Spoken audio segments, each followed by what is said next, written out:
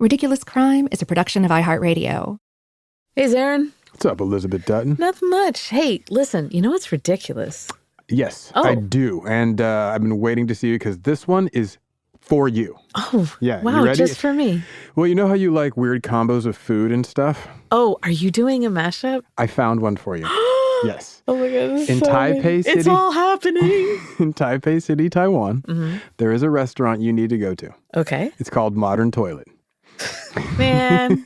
The restaurant You get out was of here. the dream of a restaurateur who had this epiphany while he was on the John. He's like, what if you could eat on the toilet out of a toilet? So he put his money where his butt was, and he opened a toilet-themed ice cream spot to serve chocolate ice cream served in a toilet bowl. No. The spot was a total hit. So then he's like, oh, I should go bigger. So he opens Modern Toilet, a restaurant that's all toilet-themed. So it's done so well, it's now a chain. You can find modern toilets throughout Asia. And the food is hot pots served in toilet bowls. There's also the OG chocolate ice cream. And then you get to sit on an actual toilet while you eat food out of a toilet bowl or a miniature urinal. And then you can keep it as a souvenir from your time at Modern Toilet.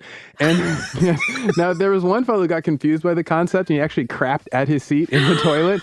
And it wasn't connected to any plumbing, so they had to evacuate the restaurant. And it took 2 weeks for deep cleaning. But I know it's as weird as all of it sounds. I checked the reviews because I wanted to be like, well, Elizabeth needs to know this is a good restaurant. I don't want her to send to Taipei just for chasing nothing. Yeah. So I looked it up, right? And most of them were like, it's so much fun. I took my kids to the toilet restaurant and they loved it. It's such an experience. The food kind of sucks, right? Like that was like most of them. Yeah. But my favorite review was this one guy. He said, well, basically, I'll just put it this way. He completely ignored the toilet-themed part of the restaurant and took it straight. He's like, and I quote, I ordered the milky hot pot and the flavor was good. I read a review that they have good proportioned hot pot, but that is not true at all because they place lettuce at the bottom to make it look like there is a lot of meat. The hot pot doesn't come with assorted meatballs and there's a service charge of 10%. They also have a kids playing area. I loved that review. So there you go. Modern Toilet. That's for you. You know, it's like they have farm to table, and this is like table to toilet.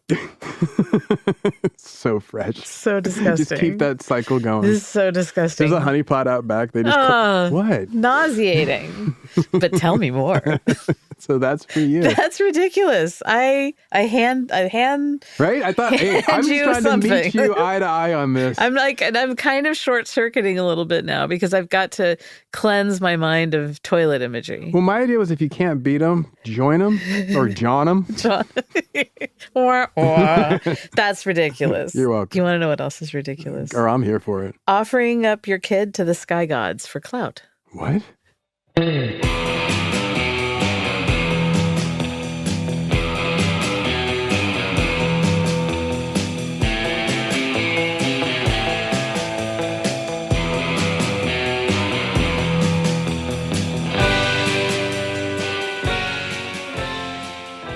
This is Ridiculous Crime, a podcast about absurd and outrageous capers, heists, and cons.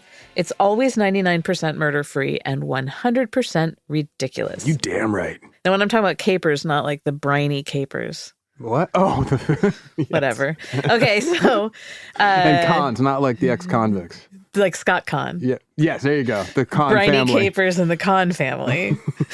So... a lot of swagger. Speaking of which, do you remember Baby Jessica? Baby Jessica. Baby. Oh, the well, baby. Yeah, right? yeah. She fell into the well in 1987. She's 18 months old. She was in there for 56 hours until she was successfully rescued. Mm-hmm. That was all over the 24-hour news cycle. Mm-hmm. Do you remember? Kind of. I mean, yes, yeah. I do remember it being a thing, and I remember Baby Jessica. Right. And so it was like nonstop coverage. There had been a number of other stories through the years about kids falling in wells. Yes. And most of them had really grim resolutions to them. Yes. So when Baby Jessica fell in the well, people were holding out hope for a miracle, and they were able to watch moment by moment the rescue efforts. And then don't forget, there was the Thailand rescue in 2018 of that boys' soccer team that got stuck in a cave. I almost said cage. Cave. Yes, I remember that. Wall-to-wall coverage. Send the submarines in to get them. And high stakes. But in between those was another harrowing tale of a kid in danger, played out on national and international news in real time. That's what I want to talk to you today about. Oh. A child in danger. I'm on the edge of my seat. Hilarious. Okay, but first, you know that I don't like to judge, but I actually do like to judge. I was going to say. I don't want to judge, but I'm going to judge. Here are 2 things I'm judgy about. Of the many things. Participation in reality TV. How so? Are you judgy of the fact someone participates? Yeah, or you're I'm judgy of the people. The participants. I'm judgy of the people who go on reality TV shows. Oh, okay. Like, I know I say I don't watch television. We all know I'm full of it. But I really actually don't watch reality TV shows. They bum me out. Why? Because it's not real? No, people are willing to do whatever and look like a fool just to be momentarily famous or like a minuscule version of famous. Like, I don't know. But it's not even fame. It's more status, because they're not really fame. It's more that people want to talk about them. That people know who they are. So it's like social But status. they need to have some pride. Like, they'll debase themselves. Yes, I'm with you So on whatever. that. I'm judging. Don't do it. But do you judge the people who are like on Jackass? I don't really think of that as reality TV. But they're debasing themselves.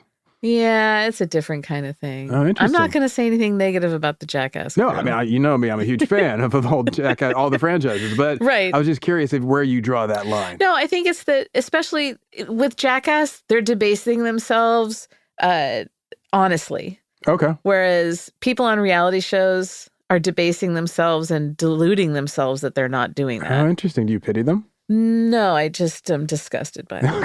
Okay. So here's another thing that I'm judgy about. When parents put their minor children out there for public consumption.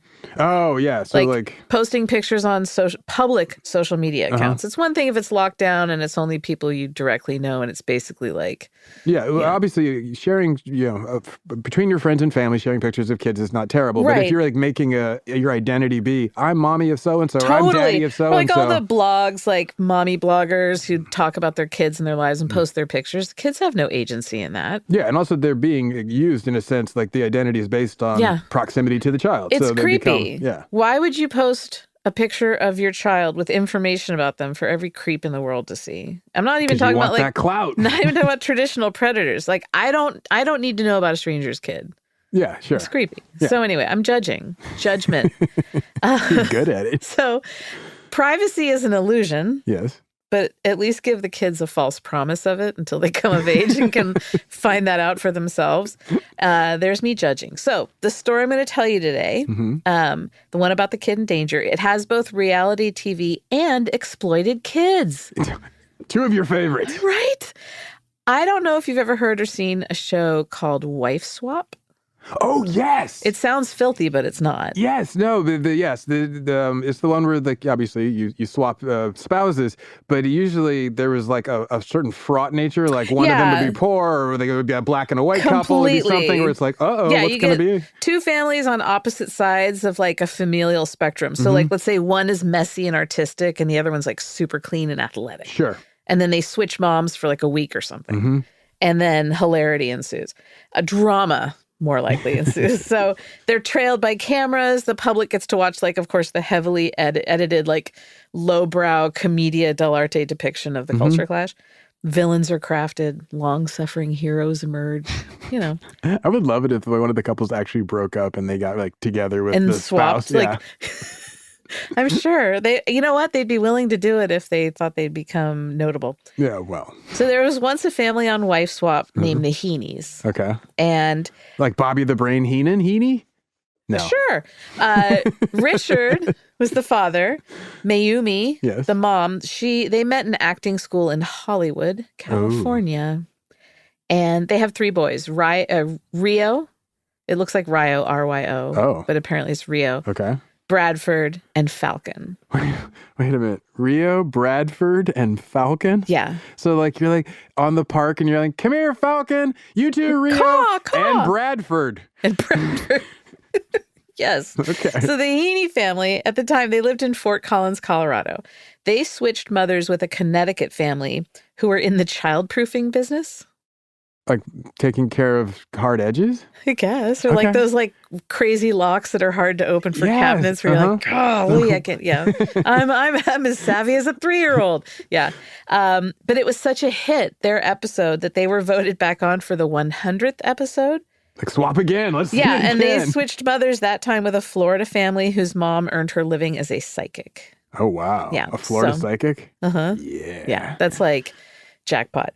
Richard Heene, He's a UFO enthusiast, amateur meteorologist. Okay. And he has a passion for storm tracking and chasing. So wait, and they swapped and they gave him a wife who was a Florida psychic? No, yeah, he had to deal with the psychic. Mayumi, she had to go out and deal with the psychic family. Family, yeah. Yeah. So his wife totally supports his efforts. She said, quote, "Wife swap was just another adventure for us as a family." You know. Open-minded. Hey, Richard, total self-promoter. He tried his hand at both acting and stand-up. Didn't go so well in his life. His passions and desires. Stand-up meteorologist? Yeah. Okay. Well, like, think about it. Weathermen. Yeah, it makes perfect sense. It used to be that most of them started. Yeah, I totally get it. David Letterman was a weatherman. You're right. Yep. Yeah. So his passions and his desire for attention, though, they really shape everything that this family does. Okay. He's an amateur meteorologist, right? Uh-huh. That all started in 1979 when he witnessed a tornado move a roof while he was working as a contractor. Okay. He was hooked. He was like, this is amazing. I need to get a camera. Weather phenomenon. I need to get a green screen. He was the lead author of the National Weather Digest article, "Electromagnetic Fields Recorded in Mesocyclones" in 2008. Ah, okay. Yeah. He flew into Hurricane Wilma with the NOAA, National Oceanic and Atmospheric Administration. Now, is that like difficult to do? Like they can't get volunteers to fly into a hurricane, so they're like, "Yeah, this guy will do it." I would imagine that for like storm chasers, that's true. I'm like sure they a love hot it. ticket. Yeah, exactly. He was stoked. His work with storm chasing was like legit enough. He got profiled in the Denver Post. Okay. So, you know, he's an amateur meteorologist, but doing work worthy or doing like legitimate work in it. He'd pack the family into their SUV to go storm chasing. Okay. And they were especially looking for conditions in which he could get on his motorcycle and ride directly into the storm. Heene! He'd have like all the weather equipment lashed to his bike. Wait, a bike? He'd ride a motorcycle. Okay, yeah. Okay. A hog, a chopper. Okay, I'm with you. And so the family's following behind in the SUV, Mayumi and the three kids. He said he only chased low-grade tornadoes. I don't even know what that I don't means, either. but okay. And he said he made sure that the family was far away and like no one was put at risk. So, like I said, he's a self-promoter. Sounds like it, yes. So 1995, he published a parody book called Offensive Driving, like whatever. Under the nom de plume Dick Weenie. Dick Weenie. Okay. I'm just running down the highlights here, pal. Yes. So he's also an inventor. Oh, Lord. He invented the bear scratch back scratcher. Wait. Which I don't know, whatever. Okay. The Heene duty truck transformers, which I have no idea what that is. That thing got a Heene? Headbanger energy shots. Headbanger energy shots. I hope that comes with free heavy metal. I think so. Like literal heavy metals floating in it. Exactly. And then there's the blowjab. Wait, what? It's a battery-operated fan that gentlemen can put in their crotch to like keep their undercarriage cool. Oh, it's an undercarriage cooler. Put it in your pants. Yeah. The blowjab. The crotch pot cooler. Yeah. Wow. For all that swamp rot going on though. This guy's awesome. He said, "I want to sell that one to Tractor Supply. Farmers sweat a lot." Tractor Supply is like, lose our number. Totally. They're like suing him for defamation. So Richard has all this stuff going on. He gets his family on wife swap, but nothing comes of that. Like no big deals. No book deals for him. Yeah, he got like no offer of other 15 shows. seconds of fame. He wanted his Warholian 15 minutes. He's like, you owe me. So then 2009 happens. Okay. Great Recession. Oh, I was wondering. Okay. So, well, if you remember, he was a contractor. His home renovation and remodeling business took a hit. Oh, that was rough, dude. I was in construction in 2008, and we all lost jobs. Thanks, subprime lending. Mayumi, she had an at-home video editing business, which already sounds like as technology is becoming at-home video more editing. accessible. Yeah. Yeah. Are you doing like family videos? Like who knows? Anyway, okay. So that was going down the tubes. He's got a lot of time on his hands. He's got all these wacky ideas. Richard decides to come up with his best invention yet. And it's a foil-backed helium-filled balloon. Okay. He thought that when he made it, it would inspire others to construct their own. And he figured that then people, they would organize balloon races. I mean, obviously, that's like the first thing you think of. First thought I had is and like, well, you got to race those puppies, right? Sponsors. airtime for balloon races. Yeah, like air NASCAR. And then he kind of thought that like commuters could eventually use them. Stop laughing. I'm not laughing. But here's the thing. It's like, when in doubt, get famous. Step 1, build a giant balloon. These are giant balloons, not like little. He has like an 1890s mind. I love it. Build a giant balloon, get famous, start balloon races. The family pulls together all their spare cash. Of course. And since like this is the possibility for a new path to fame, they film everything. Naturally. I mean, why wouldn't you? You got to document it. They shot footage of their trips to Home Depot.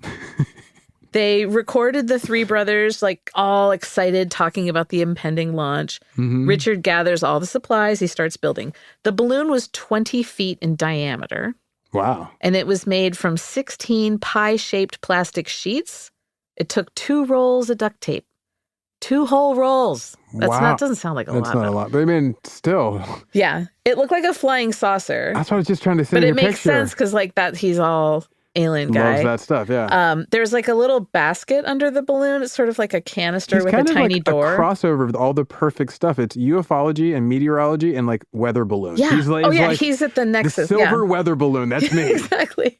So like it has this little basket, this canister underneath. Like ostensibly someone or something could be put into the little carriage area. So the basket is much like a normal balloon, where I'm picturing a basket suspended by like some kind of ropes. Yeah, but it's not like wicker. No, it's attached to the balloon, like fixed, and there's no window or anything. It's just like the balloon is just the ceiling. It kind of looks like a tuna can stuck to the bottom. Okay, wow. So once he determines that the balloon's airtight, he covers the plastic sheets with aluminum foil. Why? Because he likes the look? The foil was for conducting the electricity that would propel the balloon. Stop laughing. Okay, see the balloon. Now this is the part where, please don't laugh. This is very, very serious. The balloon's going to be hooked up to a stun gun. Wait, what? Like a cattle prod stun gun? Like a stun gun, like, I know, like a taser stun gun. Like I'm getting into my car at night and someone comes up behind me. Yeah. And they're like, oh, I was just telling you dropped something. Well, too late, buddy. So it's going to be hooked up to a stun gun. It's going to run millions of volts of electricity across the surface of the balloon.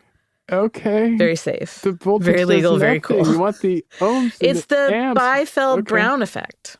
Yeah, which is, to quote Wikipedia, defines the Biefeld-Brown effect as an electrical phenomenon that produces an ionic wind that transfers its momentum to surrounding neutral particles. Yeah. I don't know what that means. Yeah, well, basically you're just creating different pressures and it moves to the low pressure as opposed to the high pressure. But stun gun. That's not going to work for a balloon. Well, that's what you say. Okay. Launch day, October 15th, 2009. Richard fills the balloons with 5 tanks of helium. Okay. He then launched that stun gun, or he attached the stun gun to the basket, got the juice running all over the balloon.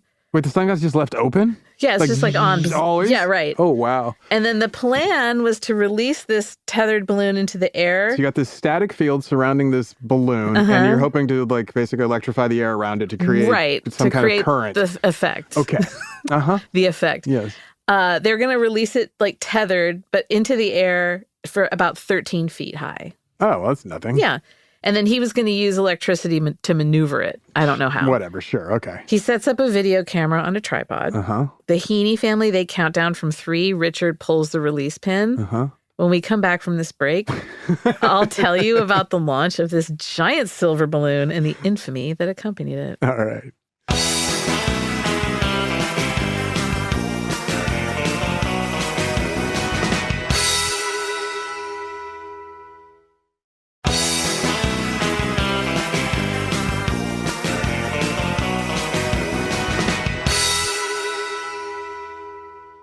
Okay, Zaron, we're back. Hey.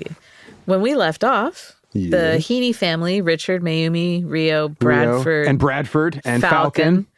They just launched their latest endeavor into their quest for fame. The 13-foot... A giant balloon. A 20-foot balloon. The 13-foot flight. 13-foot flight. But it's a balloon and it's huge. Yes. And it's zappins. And it's going...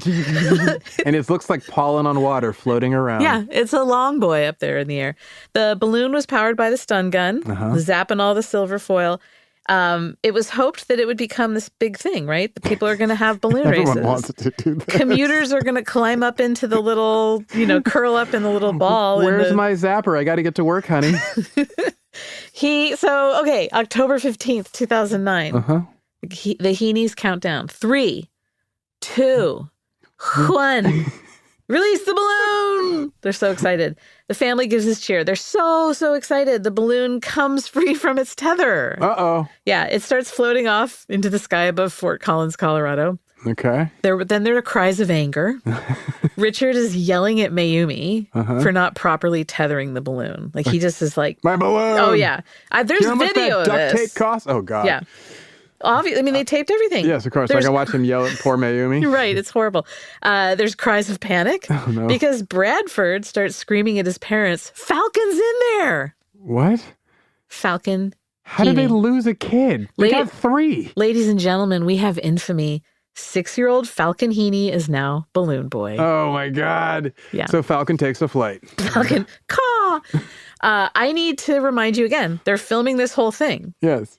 They have it where at this point of panic. Yes. So your kid's floating away into the sky in an improvised high voltage device. Yes. Who do you call? Who would you call, Zaron? Who would I call? Oh, my God. I don't know. Therapist. Exactly. A team of therapists. The National Weather Service, and tell them, please be on the lookout for my boy. I don't know. Cloudy with a chance of Falcon. No, the first call he makes was to the FAA. Okay. Yeah. He wanted him to track the runaway balloon on radar and then shut down the airspace. Oh, in case any other low-flying planes. So that some chap in his Cessna who's just out for a pleasure trip doesn't accidentally get him caught up in the propellers. Falcon! So the ghost of Tommy Fitz just comes coming in hot. Yeah. So wait, so Falcon ostensibly is in this undersized tuna can, strapped to this balloon. It's just floating up in helium. It has no ability to be directed other than the zapper that's supposed to guide it on to find the low pressure spot. And then now we have wind carrying it. Yeah. Okay. I'm just worried That's where we are. Okay. Poor Falcon. So what did the FAA tell him?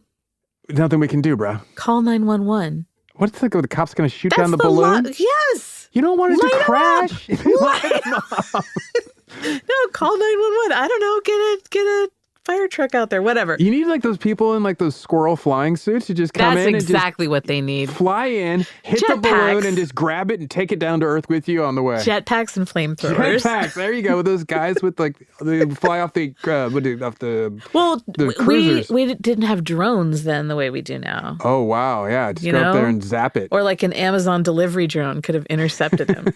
So Mayumi, she calls 911. But English is not her first language. Oh Lord. And she's crying uncontrollably. So the dispatcher's like, "I'm so sorry. I have no idea what you're saying to me." And what is the husband just holding the camera at this point? He's on the phone to the FAA. He's like, "This is great drama." He's like, "We have a problem." So Richard, she's struggling on the phone with 911. He gets off the phone with the FAA. Okay. He makes another call. Who do you think he called? You suggested the weather. John people. Walsh from America's Most Wanted. Almost. He called KUSA, Denver's Channel 9 News. What the hell? Were they going to get the helicopter out there? Well, that's what he wanted. He said he wanted them to get their helicopter into the air, quote, "get eyes on it, because no one else can see what's going on." Okay. So he's just scrambling resources. He hangs up from the news station, and then he goes over and he gets the phone from Mayumi, and he's like, "Hello, 911, my baby." So meanwhile, it's news is starting to spread of this because he's talked to the news cameras. Sure.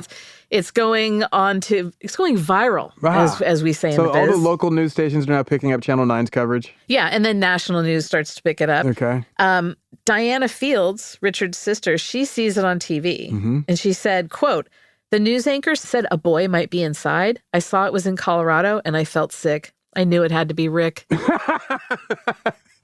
When your sister knows you that well as a ne'er-do-well, and she sees some messed up news, and she's like, "That's my brother. That's Rick." So there's this reporter, Richard Sanchez. He had this to say about Falcon's introduction to the world. Quote, "That moment that there was this balloon in the air, it was just so absurd. But the interesting thing I thought was that it was a very unifying event. People look at social media and TV as something that can tear people apart. But the Balloon Boy incident, At that moment, when the balloon was in the air, when people thought 6-year-old Falcon Heene was in there, it was this unifying moment. People at one moment in our country's history were all thinking about this one boy and this one family and really hoping things turned out well for them. It's a little grand, but okay, I feel you. little smidge. Just the one moment our nation came together and said, will Balloon Boy survive? Richard Sanchez bringing it. I mean, there was 9/11, but Balloon Boy really brought the nation together. I remember this happening, and I remember following along online with the breaking news and all the theories. Oh, of course I did. What do you think? I did not follow this story. It was a heady time. Early Twitter, you know? Oh, yeah. And there was a lot of really good Twitter content on this. R.I.P. cool Twitter is what I have to say. And weird Twitter. Yeah. So after Richard makes all these calls, air traffic was brought to a halt by the airport over Denver Airport because they're like, we can't have... They shut down Denver Airport for this? They can't have like Delta Flight 583 crashing it. I mean, how low are these planes? Yeah, I mean, is the boy...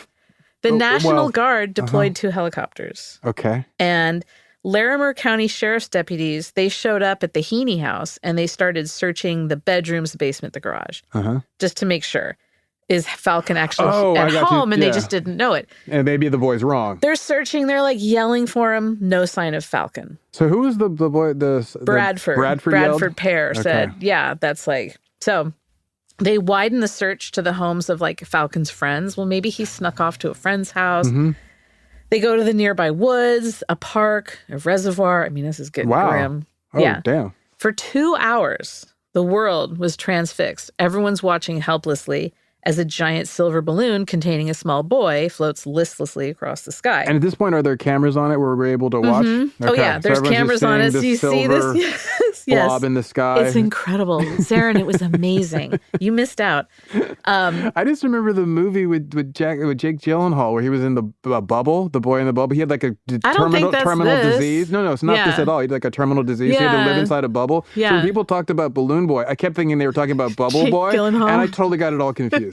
You're like, that was so sad for Jake when that happened to him. So, like the storm chasers Richard loves so much, news crews, rescuers, nosy civilians physically chased after the balloon. Oh, of course, yeah. Yeah. So the 2 hours after it initially takes off from the Heene home, it softly sank to the ground and landed in a freshly planted field. Oh, it ran out of helium? I guess. Oh, okay. About 50 miles from the house. Dang. Yeah. Some reports said 60, some said 90, but let's be real, it's probably 50. So there were 2 white SUVs trailing it on its journey. And like, as the balloon came down, a man jumped out of one and like chased after the balloon. Everything's on. We have film of all of this stuff. Super dramatic. Yeah. Ambulances and like deputies surround the device. First responders sprinted over to it only to find that Falcon was not inside. Falcon must have fallen out. No. Yeah. In fact, a deputy said he saw something fall out of the balloon a few miles before it landed. Oh, God. Yeah. This is a very special episode. I needed a warning on this. Are we going to have some sad music? It's funny. Yeah. Zaron. Yes. Close your eyes. What are you doing to me? Okay, my eyes are closed. I want you to picture this. Okay.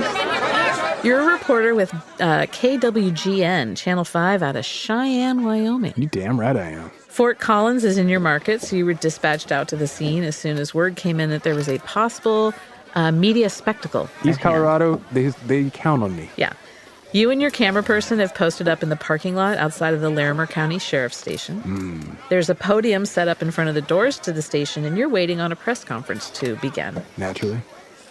You're scrolling on your brand new iPhone 3G, checking out what the public has to say about this and getting messages from your editor back in the newsroom. You have unconfirmed reports that the balloon has landed. And you're there to see what the sheriff has to say about this. A hush falls over the media scrum as Sheriff Jim Alderton makes his way to the podium. The click of cameras crackles around you as print media photographers catch this moment for posterity. He clears his throat. He announces that the balloon has made landfall and that young Falcon Heene is not inside the basket. Our long national nightmare. This situation, as he says, has gone from a rescue effort to a recovery effort. Meaning they're looking for a body because his soul has left this mortal coil. Ooh. Yeah, dark. There's no way he could have survived a fall like that. A murmur rolls through the assembled media outlets. Everyone's trying to process this tragedy. Suddenly, a deputy walks up and whispers in the sheriff's ear. The sheriff looks up at the people gathered before him. Falcon has been found. And he's alive, baby! Dang.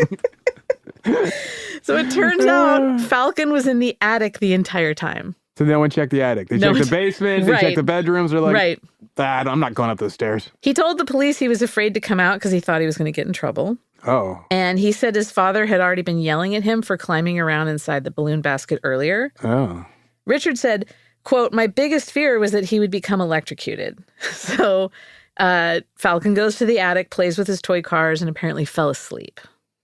Okay. Yeah. And then sees all this action and decides, well, I got my toy cars. Well, the sheriff was like, I'm just relieved that he wasn't injured. 100%. And that we didn't have to go find a body. The rest of the world, everyone's like, oh, thank God, kids, these rascally kids. But most people kind of hepped to the fact that some of this is just not adding up. I'm thinking that the guy who was chasing clout his entire life may not be telling me the truth. Well, and there are all these things like, okay, so how sound asleep was this kid in an attic if he's got sheriff's deputies clomping around his house yelling his name? Yes, exactly. I'm not believing any of this. Yeah. So the Heene family, they were super willing to be in the limelight after this. After this like terrible, scary incident. So the first thing they do that evening is go on Larry King Live that's being guest hosted by Wolf Blitzer. They're like, this has been really difficult and exhausting. Let's go on CNN. Wolf's like, we got breaking news. So they're sitting in a row of kitchen chairs in what looks like their living room. Mm-hmm. And during the interview, Falcon was asked if he could hear people calling for him. Oh. And he replied, mm-hmm. And his dad asked, well, why didn't you come out and let everyone know you're okay? And Falcon said, you guys said that we did this for the show? On live television. Yes, Falcon. Richard. Out of the mouths of babes. Richard goes, man. And then Mayumi says, no. So Wolf Blitzer asks Richard, like, what did Falcon mean by that? So there's this long pause, and then Richard says, I can see the direction you guys are hedging on this. I'm kind of appalled after all the feelings that I went through that you're trying to suggest something else. He's like, I can't hear you. We're losing signal. Well, and then he goes on, he says that like Falcon used the word show as like an innocent reference to when they were back on Wife Swap before. He's a kid. He's like, he's talking about, I don't know if you've heard, but we were on Wife Swap. Yeah, we were kind of a big deal. So then like that's just like this crazy bombshell. Uh-huh. Instead of retreating, he takes the family out on TV again the next morning. What? They're lined up in the same chairs and they're talking to America? Diane Sawyer on Good Morning America. I knew it. Always. Yeah. The morning show. She's like very gentle. Yes. And she's, but also pushing them about the hinky parts of the story and what Falcon said the night before on CNN. Yes. So Is she also asking Rio and Bradford? Oh, they're all the kids. It's like the parents are bookending them and the kids are just all squeezed in, like sharing a couple chairs and they're just like lazing on each other. It starts getting uncomfortable. And Falcon's already like wrapped in a thin blanket. He announces that he's going to throw up. I love this and kid. he like heaves and puts his hand over his mouth and walks off camera. I'm sorry, I shouldn't laugh. His mom and dad don't get up to help him. He's a 6-year-old. He's 6 years old. They watch as he walks off, and then Diane Sawyer asks them, like, is there someone who can help him? Do you want to take care of your child? And the mom's like, is that okay? And then gets up to tend to her sick child. Oh, my God. Then they do the same thing on the Today Show. That one was taped after the GMA segment. Falcon, he's like leaning on his dad. Richard is walking through how they found him in the attic. Falcon mutters something to his mom, who then holds out a Tupperware container, and then Falcon pukes into it on live television. Get out. Loudly. Oh, my God. We see it. Oh, my God. We see it. I thought it was a bit the first time. No, he like legitimately pukes into some Tupperware. And then they like wipe his face with paper towels, and the interview keeps going for another like 45 seconds. Oh, my They keep God. talking. This It's wild. Poor kid. When we come back from this break, I'm going to tell you how that one little remark on CNN started to unravel the whole business. Oh, my God, yes.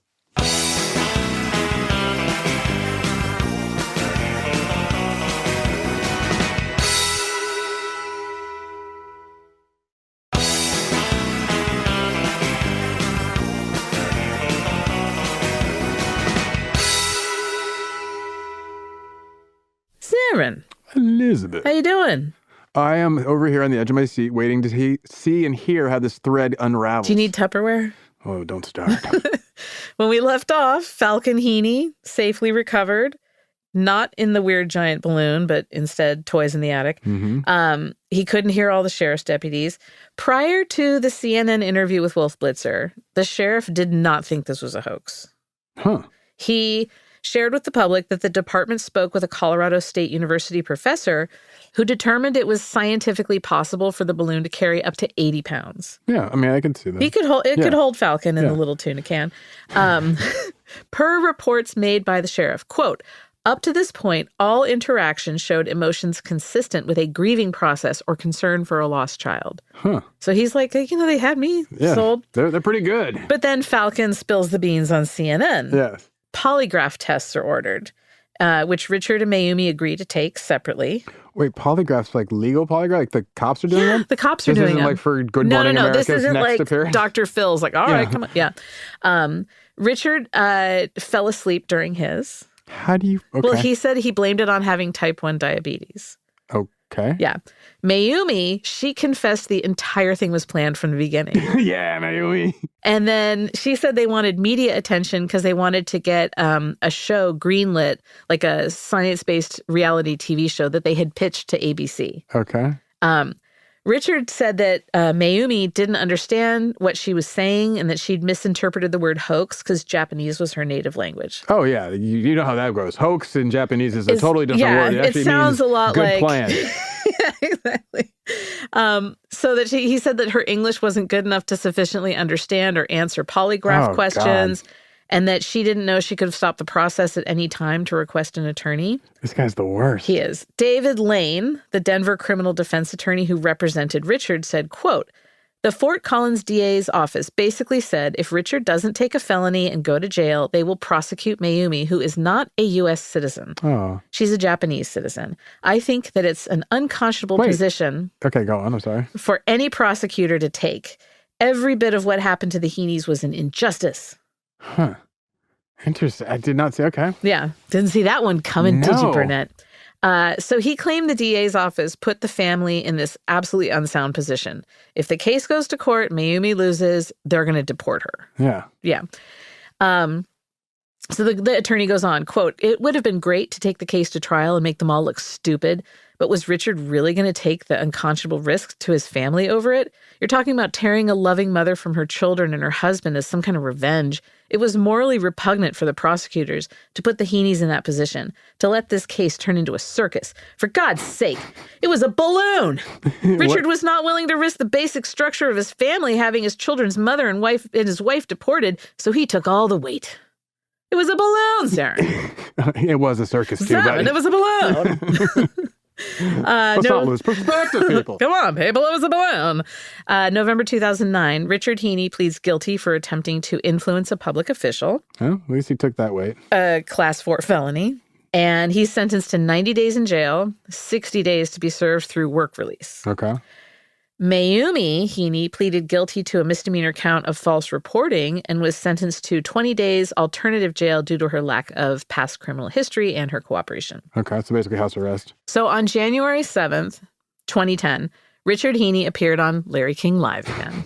He's back in his wheelhouse. He told Larry King that the only reason he pleaded guilty was to protect Mayumi from deportation, spare his children the loss of their mother. A couple days later, for that, and he's like, 4 days later, I did the right thing, Larry. He starts his 90-day prison sentence, and he had to pay $36,000 in restitution. Wow. In August of that year. So That's that was in actually January. kind of cheap for shutting down Denver Airport. You'd think so. August of that year, they moved from Fort Collins to Spring Hill, Florida. Okay. So they just cut down. Yeah. July 2011, Heene auctioned the Balloon Boy balloon off. Of course he And did. Mike Fruitman of Aurora, Colorado, come on down because you placed the winning bid at $2,502. Huh. Mike Fruitman of Aurora, Colorado. So $2,500 buys you a balloon. Yeah, but That's it's infamous. Infamous. Yeah. I wonder, does he display it? Is it just in a box in his garage? I think it's for a museum or some kind of thing. I don't know. Does he make his kid ride in it? It's a roadside attraction. Oh, could be. Alderton said investigators discovered 8 to 10 outlines for different reality show ideas the Heenes had pitched, and the balloon plan was in one of them. Oh. So they had proof. Like the sheriff was like, look, I got the documentation. April 2009, the family signed an option with the Wife Swap producers to pitch a series about outrageous homemade science experiments and the equally outrageous family that created them. And a balloon in the shape of a flying saucer was one of the ideas. Huh. So they had all this evidence that this had been cooking. Gawker, R.I.P. Gawker. Golly, I missed that. Gawker. Gawker.com connected with Robert Thomas, a student in Colorado who claimed he not only worked with Richard on the balloon hoax, but was now making a public offer to sell his story. Oh. Thomas claimed that he and Heene had a verbal agreement that if and when the reality show was accepted by ABC, Thomas would be one of his lead research assistants. Okay. Here's Heene's concept. Can we attract UFOs with a homemade flying saucer? We will modify a weather balloon so that it resembles a UFO and will electrically charge the skin of the craft, Byfield Brown effect. We will capture the footage on film and will utilize the media as a means with which to make our presence known to the masses. This will not only provide us with incredible footage, but will also generate a tremendous amount of controversy among the public, as well as publicity within the mainstream media. This will be the most significant UFO-related news event to take place since the Roswell crash of 1947, and the result will be a dramatic increase in local and national awareness about the Heene family, our reality series, as well as the UFO phenomenon in general. What we really need to do is Heene increase family awareness of the Heene family. Welcome to Heene Family Awareness Month. What color ribbon is Heene family awareness? Polka dot. So Thomas claimed that Heene was also a paranoid conspiracy theorist who believed in lizard people. Oh, wow. Okay. Thomas, so the David Icke yes. philosophy. Yes. Thomas claimed that Heene was also concerned about 2012 proving to be apocalyptic. Oh, so he's also into the Mayan philosophy. He's just bouncing around. Yeah, he's anything out on the fringe, he's just grabbing toefuls of it. TJ Holmes, that sassy GMA homewrecker. Oh, yeah. He interviewed the family in 2019 for a 10-year anniversary story. Mm-hmm. Richard stuck to the whole, it wasn't a hoax thing. Wait, okay. It was the most uncomfortable Sir, you interviews. actually had to plead guilty that it was a hoax. It wasn't a hoax. It wasn't a hoax, yeah. Remember Richard Sanchez, the reporter, about the gravitas of Balloon Boy? He brought the nation together? Yeah, exactly, that one unifying moment that we all needed in the face of economic tragedy. He visited the Heene family in October 2019 at their new home in New York to do a 10 years on thing. Their new home was actually a camper trailer that they all lived in together while working on renovating a 160-year-old farmhouse, which was some project getting for in on the house flipping. It was a project for a Florida investor. So, I don't know what they're up to. A month after his visit, Sanchez received an email from Mayumi's attorney, Lee Christian. Huh. The email stated that he found Mayumi's case file and he would be willing to share it with Sanchez if given permission from Mayumi. That's weird. That is very weird. He does the interview and then her attorney is like, hey, man, I found some. Yeah. A week later, Sanchez is in Christian's office with total access to Mayumi's file. Is this like her divorce lawyer? Yeah. I'm hoping. He discovered handwritten notes made for her attorney that she wrote that gave a blow-by-blow of the events. Okay. They confirmed without a doubt that everything was staged. Yes. However, the notes also revealed the plan was for Falcon to hide in the basement, not the attic. Where he would have been discovered. Yeah, so when he wasn't found as planned in the basement, they really did become genuinely worried that Falcon was actually in the balloon and carried away. Oh, they believed that's why they were able to replicate the emotions of somebody. Okay. But Richard never backed down from saying it wasn't a hoax. Sanchez said, quote, at some point, I really believe Richard and Mayumi thought that Falcon had been taken by the balloon. I like taken by the balloon, like it's a sentient thing. Like, come on, kid. Like a human trafficker. Because he was nowhere to be found. And that's why it appeared so real when he saw the reunification with the parents. Mm-hmm. So whatever. Sanchez decided to call Richard and tell him what he found. Caught off guard, Heene asked Sanchez where he got the information. Meanwhile, Sanchez could hear Mayumi in the background denying she had written anything. Sanchez then emailed Heene the pictures of the notes that he had. Mayumi. 2 days later, Heene reaches back to Sanchez, and then this is the exchange that takes place. Richard, this whole thing, that never happened. Sanchez, So you didn't suggest that Falcon could hide in the closet with the safe in the basement? Mayumi, I made the whole story up. Richard, what? Mayumi, I wrote it. She starts crying. Richard, what do you mean you wrote this? What the are you talking about? You said you didn't know what this was. Why would you write this? Mayumi, to save myself because of our kids. Richard, oh my God. What the Every time you write something, you cause a storm. That's going to be a fun bleep fest. Post Balloon Boy, the boys were homeschooled to get ahead of any possible concerns that they'd be like harassed. Bullied and harassed, yeah, and they'd have to suffer for their dad. They learned how to play guitar and drums, and they started a metal band, Heene Boys, with a Z at the end of boys. Oh my God, I love this. Yeah. Richard markets They're the like, band. Gunnar Nelson, you don't know anything. Richard markets the band as the youngest metal group in the world. Okay. And they have a song entitled Balloon Boy No Hoax. Oh, there's a video for it. Oh, no. It's terrible. I'm not going to post it because I feel like if I did, they'd sue me. Is their band any good? No. Oh. But yeah, I feel like Richard also wrote a heavy metal rock opera called American Chili, Chilly. Okay. And that was performed by the brothers at a theater while they were living in Florida. Richard tried pitching it to a Hollywood agent, but he didn't get a response. So the rock opera they performed in a Florida dinner theater, I'm assuming. Yeah, or like a local, didn't get a response, huh? Now, Shocked. December 23rd, 2020, Governor Jared Polis, is that how you say it? I don't know. Of Colorado. I don't know. Whatever, Polis. I've heard it a million times. Yeah, I don't know. If you're one thing I knew Hickenlooper. I had the previous governor. One thing I can guarantee is that I'm going to screw up someone's name and feel terrible about it. So the governor of Colorado, he granted full and unconditional pardons to the Heenes, Richard and Mayumi. This is what he said, quote, "We are ready to move past the spectacle from a decade ago that wasted the precious time and resources of law enforcement officials and the general public. Richard and Mayumi have paid the price in the eyes of the public, served their sentences, and it's time for all of us to move on." He said, "It's time to no longer let a permanent criminal record from the Balloon Boy saga follow and drag down the parents for the rest of their lives." They shouldn't have to suffer for Doesn't Balloon that Boy. sound like a line from The Simpsons? Totally. Sounds exactly From the Balloon Boy saga. Richard said that the pardon was, quote, "the best news I've heard in my entire life." Oh, not that your son didn't get creamed falling out of a balloon? That's the best news? Come on. Or that Mayumi isn't divorcing you? As rightfully Right, she should. exactly. What's your ridiculous takeaways, Aaron? Oh, my goodness. One, I'm surprised at myself for believing even a moment that maybe Falcon was in there, because I had every instinct to say, I don't believe this. But yet, I still, for a moment, I was like, no, Falcon, when you said something dropped out. So I have to admit, even I was taken in. I'm suspicious usually. Yeah. No, right? I know. And in this case, I was like, well, did the three boys, I thought, well, maybe one of them did anyway.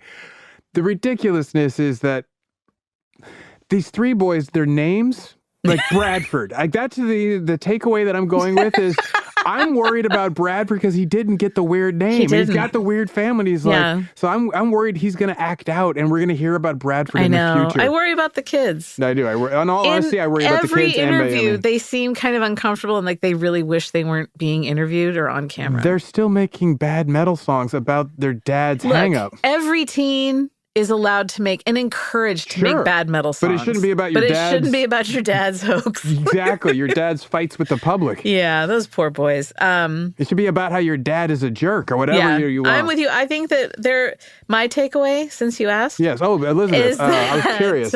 What's your ridiculous takeaway? Oh, thanks. I hadn't even thought about it. I think... it's interesting that their like naked desire for attention is their undoing. Oh, if they hadn't have gone on Larry King and talked to Wolf Blitzer, if they hadn't have like barfed on morning TV, I wouldn't be telling you this story. So maybe thank you for that to them. I have this to tell you. That's it. That's all I got. I like that one.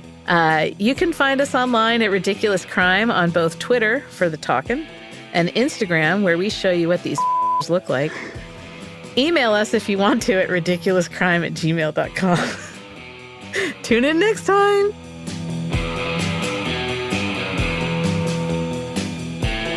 Ridiculous Crime is hosted by Elizabeth Dutton and Zaron Burnett. Produced and edited by senior ridiculous crime lizard person Dave Kustin. Research is by balloon truther Andrea Song Charpentier.